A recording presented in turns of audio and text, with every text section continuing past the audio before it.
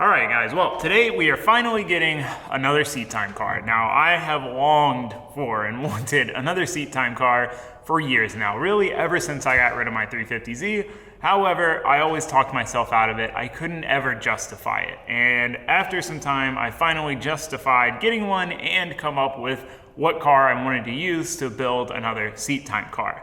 Now you might be wondering, what is a seat time car? And it's really just as the name suggests, it's a car that allows you to get maximum seat time. Now that might seem pretty obvious and you might think that every car is gonna be built and engineered to give you the maximum seat time, but that's not really the case. The problem is with any motorsport, drifting, drag racing, road racing, the crazier you go in the car, the less laps you get. You know, you see this a lot in drag racing, right? Somebody's got a basic bolt-ons late model car, they'll go out there and just hot lap. They won't even get out of the car, AC running, just lap after lap. Whereas you have a dedicated race car that's running 8 seconds, 7 seconds, things like that. Now there's a 30-minute, 40-minute cool down time between each run, and there's all these steps in between, and it just gets crazier from there. And drifting's pretty much the same thing. As you escalate it, as the cars get crazier, you really just end up driving them less and less. Let me explain. So these two cars are great examples.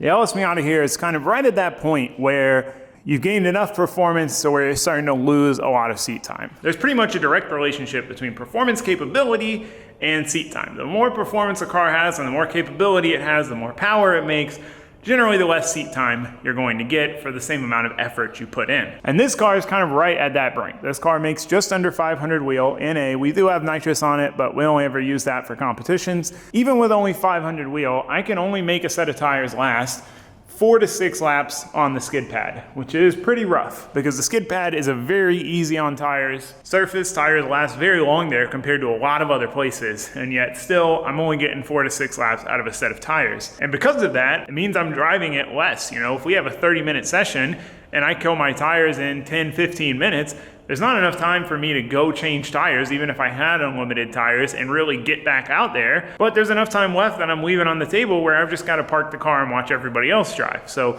that's kind of that balance that you start to see. And this car is on the low end of that. You know, this car effectively has a road car drivetrain. It's an L92 6.2 liter aluminum block out of an '07 Escalade with a cam, springs, and some reliability stuff in the valve train, but basically a stock engine with a cam. It's got a CD09 350Z road car transmission, just a stock transmission that would come out of a 350Z, and a Ford 8.8 differential out of a Thunderbird. Now it is Ford, Nissan, GM, but it's all road car parts. This car is all race car parts. There's nothing really OEM in this car. It is a race engine with all aftermarket components, the block, the crank, the rods, the pistons, the heads, everything's aftermarket. It's got an aftermarket turbo on it, full turbo setup. It's got a race car transmission, race car diff. It is all race car stuff. So what that means is it needs to be serviced far more frequently. So our engine here, it's way stronger. It is way more capable of holding the power than that engine is.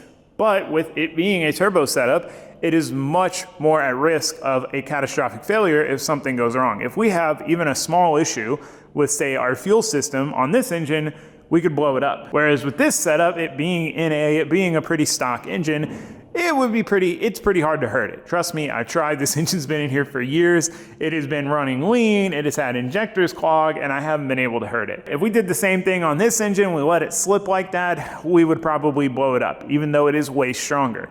So we need to service this far more frequently. And this car makes double the power that this car makes, which means we need more grip. So we have bigger tires, which make way more grip. And when you have way more grip and way more power, you need a way stronger driveline. That transmission wouldn't live through a weekend in this car. So we have a G-Force GSR 4-speed dog box race car transmission. Now it's amazing because it always goes into gear. It is virtually impossible to miss a gear because it's a race car transmission. It's designed for power shifting and high RPM shifting and all of that stuff. And it is incredibly durable and incredibly strong. It holds 1,000 horsepower, the big meaty tires, holds up to it, no problem. But it needs to be serviced more frequently. People kind of have this misconception that if something is strong and durable, then that means it'll last forever. But strength and durability don't equate to longevity. When you get into race car stuffs, as stuff's designed to be stronger and hold up to more power, more abuse, more overall tolerance, it generally comes down to longevity. It has a shorter service life. It needs to be serviced more frequently just by the nature of the design. You know, the transmission that's in this car, you would never take this transmission out and service it. If you never broke it, you would never take it out and mess with it. But when it does break, you've basically got to throw it away. For this application, it's more of a one-time use thing. And that being said, I have gone through at least a transmission every season in this car, and it probably would have saved me money to just buy a dog box from the start, knowing what I know now, because this transmission is not designed to be kind of a throwaway deal. It is designed to be worked on. It's meant to be very easy to service. It's incredibly easy to take apart. Any part that wears out in there, I can replace, I can change. It's effectively a lifetime transmission because I can always fix any one thing that's wrong with it, which is a lot more difficult on the transmission in there. But like I said, it needs to be serviced more frequently. Now that being said, I haven't pulled this transmission out of this car yet. It's been in here from the start, and I don't imagine I will need to, because it doesn't have any issues, but it is something we have to keep an eye on. You know, with this car being the way it is, we change the fluids of everything pretty much every event. We leave the diff for every 3 events, but we change the engine oil and filter every event. We change the transmission fluid every event. We nut and bolt check the whole car every event, because this car, everything is soft mounted. The engine, the transmission, the diff. There's not a lot of vibration going into the chassis and everything else to loosen everything up. This car being a race car, everything is solid mounted, which means everything vibrates and everything comes loose. And what I'm getting at with all of this is this car requires a lot more time here in the shop being worked on, being serviced, being checked over than this car does per lap out on track. And then you take it a step further, and this car requires a lot more time here in the shop being worked on per lap out on track than a seat time car would. And that's kind of what leads us to getting a seat time car. It's more laps for less effort. Now, what exactly constitutes a seat time car? What makes a car a seat time car? So the driving concept behind the seat time car is that the closer to stock something is, the more reliable it is. The less you can mess with, the more reliable the car is generally going to be. And this is proven true time and time again. I've been all over the country at drift events, and the cars that are closest to stock are the ones you see out on track the most. And as they get more modified and more crazy, you see them way more often in the pits being worked on than you do on track. So if we take that concept, the idea would be to buy a car and leave the stock drivetrain in it. Leave the stock engine, the stock transmission, the stock drive shaft, the stock diff, the stock wiring harness, the stock ECU. Leave it as simple and stock as possible. Keep everything as OEM as possible, because all of that stuff was designed to go hundreds of thousands of miles, to have someone get in it, start it up every day and drive to work. Thus, it's gonna be pretty reliable. So you leave all that alone and you focus on basically driver comfort things and suspension. You know, you can go wild with suspension, do an angle kit, do a handbrake, dual caliper, rear arms, all of that stuff. You can do a seat, steering wheel, handbrake, anything like that, because that doesn't really take much away from the reliability of the car, and then you leave the drivetrain alone. Now, you can do mild bolt-ons, you know, you can do a tune and intake and exhaust. It's kind of hard not to, but it's a slippery slope, and you have to be careful, because the further down that rabbit hole you go, generally the less reliable it's gonna be. So this is the reason why you see a common trend in cars. You see a lot of Zs, you see a lot of Vets, you see a lot of things like this, because they're cars that are rear-wheel drive and with the factory drivetrains make enough power to drift. And that's the caveat here. That's what makes it kind of difficult, and what limits your options when it comes to seat time cars is you can't just pick any rear-wheel drive car and shove whatever engine in it. You need to find a rear-wheel drive car that makes enough power stock to drift. So the seat time car I had was a Nissan 350Z, and that car was incredible. I mean, they are known for being unreliable engines, and I never touched that thing. And you will see Zs all over the place at events, and you will see them going lap after lap after lap while all the modified cars are diving off because they got to cool off or they got to change tires. The Zs are out there the whole session, going lap after lap, and mine was the same way. You know, I didn't have any aftermarket gauges. I didn't look at the gauges. I just drove the car and didn't worry about it. And I didn't touch it. I didn't have to do anything besides suspension stuff if I crashed into someone or wall tapped or things like that. And it was incredible, but it was on that cusp. It's enough power to drift, but it kind of limits you. If you try to go to a fast, high-speed road course, or you're trying to keep up with a quicker car, it's a lot of times kind of just a little too little power. So this time, I didn't want to get another Z. I wanted to get something that was a little more capable so I would have more options of where I could drive with it and what I could do with it. So that limits the options even more, and there's only a few options, but I did decide on one. It's a little bit out of the box, a little unconventional, but I'm thinking it's gonna work pretty good, and I have my reasons. To me, it makes sense. We'll see if you think it makes sense too once I explain why. It's logical. It doesn't seem logical. I'll tell you that much. It seems like an illogical choice, but I promise you there's reasons behind it. So let me show you what we've got and I'll explain. It's not this, don't worry. I'm just gonna move this.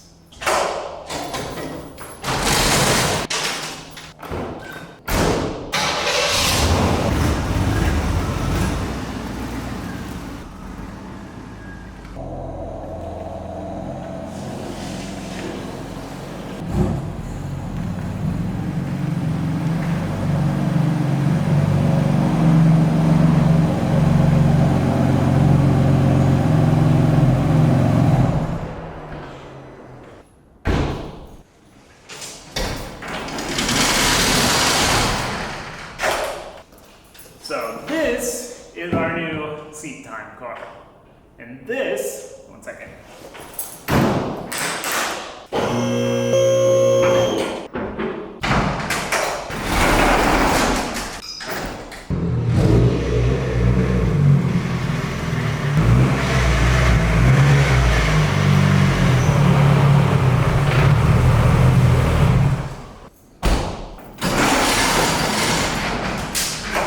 This is what it's replacing. This was to be our seat time car, our streetable drift car, a car that you could drive to the track, drift all day, and drive home. Because another problem with these cars is they eat through tires and they eat through fuel. So even if you wanted to drive it to the track, you don't have enough room to bring enough tires to do more than 5 or 10 laps. So that was the whole idea behind building this car, and I'll be honest, I missed the mark.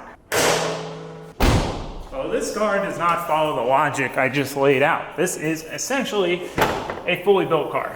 Short of being gutted and a caged, it may as well be a race car. It's a Nissan Zafira, which is basically a 4-door S chassis with a Honda K24A2 in it, a turbo making 450 wheel, T56 Magnum transmission, V-mount intercooler setup. At the end of the day, it's a very heavily modified, swapped car, and that means it's just not that good as a street car.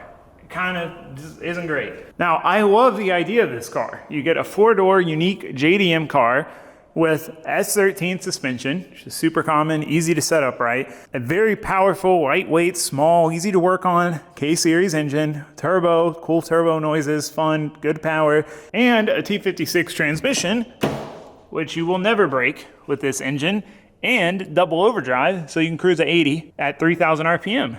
It really is a cool combo, but at the end of the day, no matter what parts I put in this thing, it's still a 1992 Nissan. It's still a tin can. The K-Series has a lot of rattles and vibration. It's just not that comfortable of a car, and it's not as simple as a car with the stock drivetrain in it. It's still a swapped car with a ton of aftermarket parts. And at the end of the day, it's just not as good as a simple seat time car. So I've decided to sell it to someone who is more suited for what they're looking to do with it. You know, a street car that you can drift, but more of a drift car than anything else. And I bought this thing. So this is my 2017 F80 M3 BMW. So if you follow the channel regularly, you know I already have one of these. I bought one as a daily track day car that I could take to the tail of the dragon. And I'll be completely honest, I fell in love with it. And it kind of ruined other cars for me. You know, these cars out of the box are so good. They make so much power. They handle well, they ride well. They're fun to drive, and they're incredibly comfortable and great daily drivers. It's just, for what I want to do, this car is 10 times better than this car at being a good all-around car. This car will outperform it because it's 1,000 pounds lighter almost, makes the same power, but it's not gonna be as comfortable and as nice to drive on the street as this car. So again, this is a 2017 M3. This one's kind of neat because it has cloth center seats. These are actually pretty rare, pretty uncommon, and this car has them, and I really like them. They're actually very comfortable. So it's got cloth center seats. It is a base model. It's got this aftermarket steering wheel we gotta get rid of. It doesn't have any of the frills or the features, but it's got a 6-speed manual gearbox, which is what we need for a drift car. And it's 4-door, 4 seats, just like this car, which means we can take up to 3 passengers for ride-alongs. And that was my biggest selling point on buying one of these as opposed to another C6 Corvette to do the same thing with, was that this car I can take more ride-alongs. The point of this car is to go to fun events and just drive with friends from all over and travel all over and do Drift Week and do all these things and share that experience and be able to give ride-alongs. So if I can take 3 people per lap as opposed to 1, it means I get to share the experience of drifting with a lot more people. So that was the big push for me to get this car as opposed to a C6. The other problem with the C6 is that they are not allowed on Drift Week without cages because the crash structure and the door is pretty insufficient. If you get T-boned in one of these things drifting, the doors being fiberglass, they just blow apart. So Drift Week mandates that if you drive a C6, you need a cage, which if you put a cage in it, it completely defeats the purpose of what this car is meant to be. This is meant to be a comfortable car that I can street drive thousands of miles, but also drift any track and keep up with, you know, the majority of the people. So for those of you who are unfamiliar with these cars, they make over 400 wheel stock with basic bolt-ons, downpipes, intakes, and a tune. They make over 500 wheel stock. So this particular car, again, is a base model, 2017. It has 60-something thousand miles on it, and it's got intakes, it's got downpipes, stock exhaust, and some sort of tune. We have a mountain of parts. These are all parts for it. There's coilovers for it, and then pretty much this whole shelf is parts for it. So the car is gonna be getting a pretty massive transformation.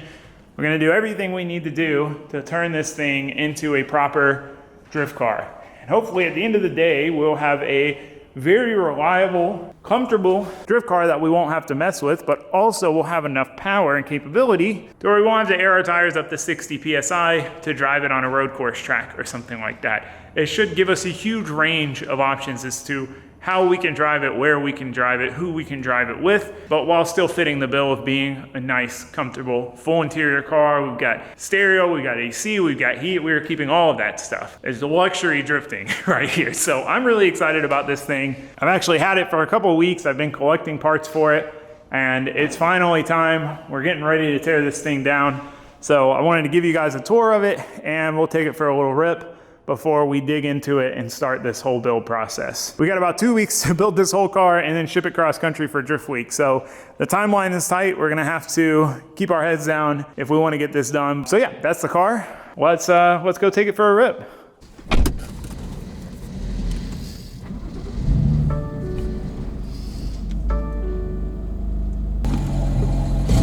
Oh, sorry.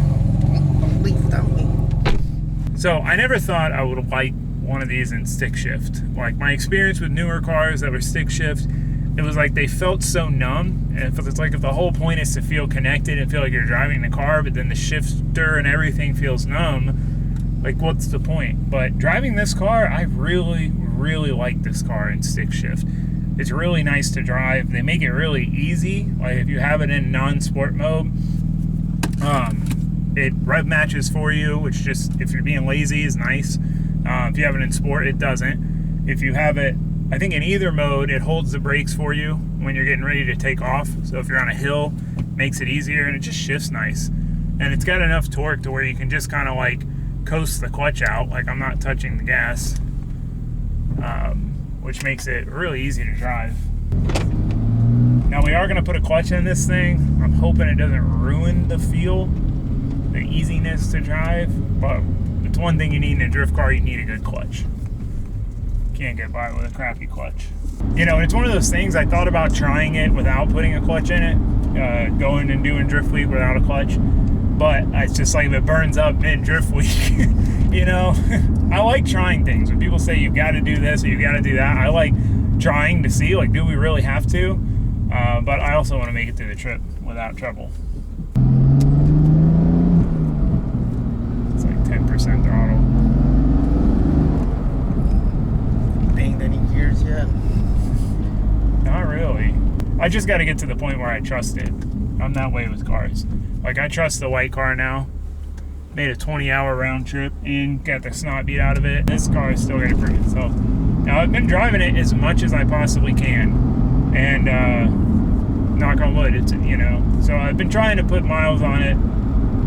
I haven't gone more than like on a 30-minute trip, but I've been trying to drive it as frequently as possible, just to make sure if something's gonna break, it breaks now, not on the trip. But on the other hand, I kind of want to baby it now so I don't break it before I even get to the trip. So it's like, it's a double-edged sword.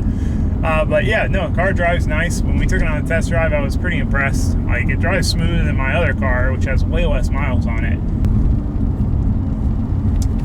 Idiot, dude, I don't want my ball. So I don't want to rip on this thing too much because we're going to be doing the crank pinning tomorrow. Got Jordan from RK Tunes coming. So it'd be very ironic if I broke the cranks deal right before we were supposed to do it. So I'm trying to minimize my beating on it, but I'll give you guys a little pull just because, you know, you got to see, she's got some pep in her step. Now I'm just going to spin the tires immediately. It didn't spin. I don't know how it didn't spin. Wow, normally it spins. She moves though. These things freaking boogie. It's got some sort of a tune on it, but like from what I've heard, the tunes that's on it sucks. And I don't know. It should make more power and drive better with a better tune on it.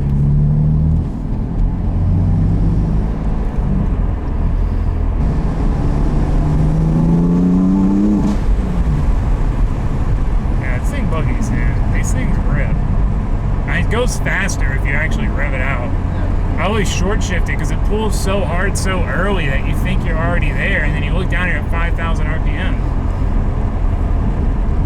Alright, windows back up.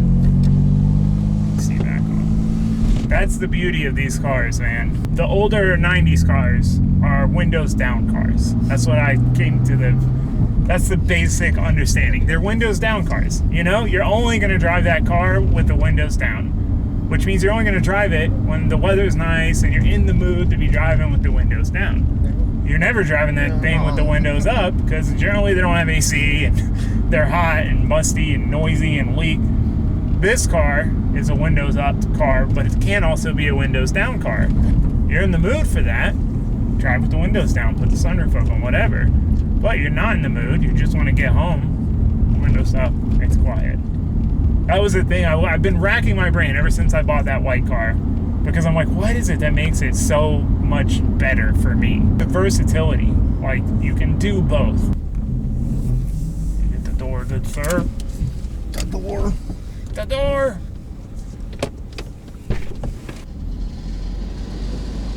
So yeah, this thing's quick. These cars they're rippers, man. They are really, really impressive in near stock form. So one thing before I bought this car that I had to reconcile was the fact that I don't like having two of the same car. It's just something I've always been against. I've always found it silly because I can only have so many cars. I mean, that's why we're getting rid of the Zafiro to make way for that. We're getting rid of the turbo truck to make way for my grandma's old Monte Carlo. You know, things have to get replaced. And, you know, I have to get rid of something to get something else because even if money weren't a problem, even if you could just afford all the cars, it's like, what's the point of having a gajillion cars if you never drive them? You know, even with the amount of cars I have now, I have a hard time keep driving them all even once in a month, you know, getting to every single one of them. So having more, they're just gonna sit. So having two cars, it's like you're taking up two car slots and you have like, you know, like in the video games when you have slots, you got two car slots taken up by the same car. Why? You know, seems silly to me. But in this situation, the cars are for very different purposes. This is gonna be a drift car. It's gonna be on 18-inch wheels. The wheels are gonna have to poke out some from the fenders because it's gonna have a big angle kit, and it's going to be a drift car. This is a daily driver. That was the whole point of getting this car, was to have a daily driver sports car that I could drive up to the tail of the Dragon, do road course stuff, take it to the firm, take it to track days, which I've done with this car. So it would be really difficult to build one car to do both of those things even reasonably well. You know, if you try to drive this car with a big angle kit, in the mountains, like it just wouldn't work very well. But past that, one of the cool things is, and this wasn't really by design, it's just, you know, I just buy the cheapest cars I can find that, you know, for what they are. This one and this one, while being roughly the same car, are actually very different. So obviously one is black, one is white, which is cool because I've usually always liked black cars, but I've recently ended up with some white cars, again, not by choice, just by that's what was available and the best price. And I'm kind of liking white cars now too. So it's cool to have one of each. These are like my favorite two car colors is white and black. So that's kind of neat. But this one is a 2017. This one is a 2018. You can see this one has a way cooler headlights. But deeper than that, this car, again, is a base model. So it's got like all the standard stuff, you know, it's got the lights on the door handles and the one-touch thing and the puddle lights and some accent lighting. But other than that, it doesn't really have a ton of extras. This thing actually doesn't even have a backup camera. It has the display and everything, but no backup camera, which is pretty weird. I thought that was like mandatory. But you can see if you look at the bumpers, there's no sensors. It doesn't even have the bumper backup sensors or anything. It is, you know, pretty much as base model as it gets, for an M3 at least. This one, on the other hand, has pretty much every single option. It has the executive package, it has the comp package, so it's got the see-through seats, you know. It's got the heads-up display, it's got the garage door buttons and extra accent lights and heated steering wheel and heated rear seats. Like, this thing has all the luxury options, and it's a comp package. So it has the comp wheels, had the comp exhaust, which we changed out, has the comp seats. This one also has the carbon roof. This one, unfortunately, has a sunroof, which is kind of annoying to me because, you know, they spec'd out a base model, but then they optioned for the sunroof. So factory, these cars come with the carbon roof. Like if you get no options, it has a carbon fiber roof. Yet people, lots of people, when you look for these for sale, got a sunroof. Why would you get a sunroof when you have a free carbon roof? It makes no sense. But it's kind of cool to have both, I guess. Have one with a sunroof, one without. This car has very aggressive aero. So it's got super wide side skirts. It's really low on coilovers. It has the same comp wheels, though it's not a comp. It's got a really aggressive rear spoiler, a really aggressive rear diffuser. It had a really aggressive front lip, but it was already broken. And then pulling the car on the trailer, I kind of destroyed it. Here's what's left of it. So we got another one of those on the way, a cheap one. But point is, this car is more hot boy aggressive style. This car is all clean OEM aero, you know, OEM front lip, OEM side skirts, OEM spoiler and diffuser. And what it basically comes down to is, not only is this the road course, dragon, that kind of car, and the daily, and this is the drift car, but this is kind of the inner kid in me wants to make it all aggressive and hot boy, and this is the adult in me keeping it clean and classy and simple. So it's kind of cool that I get to live out both directions that I'd want to go with this car. Just a clean daily driver track day car. And then this one's gonna be super aggressive. Whoa, big lips and big front splitter and aggressive flashy wheels. You know, again, get to do both. So I think that's kind of cool. That's my justification at least for buying two of them. But I love these cars, man. You know, if you follow me, and you have for a long time, you know I'm not one to buy into hype. You know I'm not one who gets things because I want them to be flashy. Like for me, this choice has nothing to do with that. These are really good cars. Now they come with their nuisances. They do, for sure. Like they have weird things that are hard to work on. The crank hub is a thing. That's why we're doing it to this car, and I had it done to this car. There's definitely caveats. They're definitely not as cheap as a old 90s Nissan, but what I paid for this car is what a JZX 100 goes for. And in my opinion, you get a lot more car for your money with one of these than a JZX 100. You know, a JZX with the similar mods, you know, coilovers, some bolt-ons, some intakes and exhaust goes for literally the same money on average that I paid for this car. And you know, I'd rather have this all day. So that's why in a lot of senses it was a logical choice. The other factor of it is I'm starting so far ahead with this car.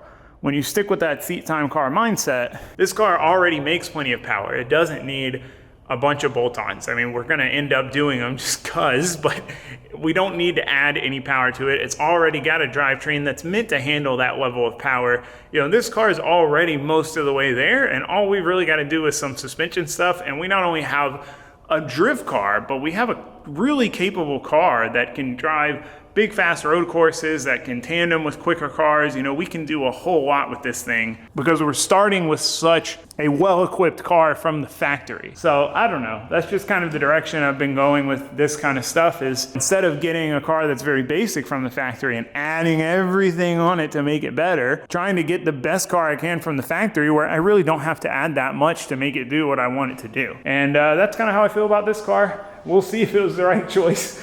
There's only like a couple of other ones of these drifting, but man, they're cool cars. They really are. They're fun.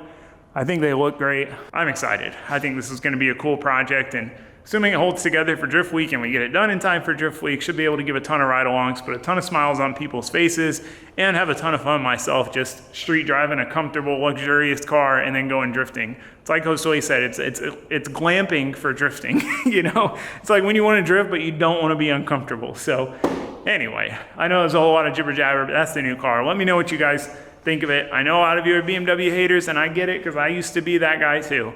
But that's because I was working on 200,000 mile E36s. Like, of course it sucked.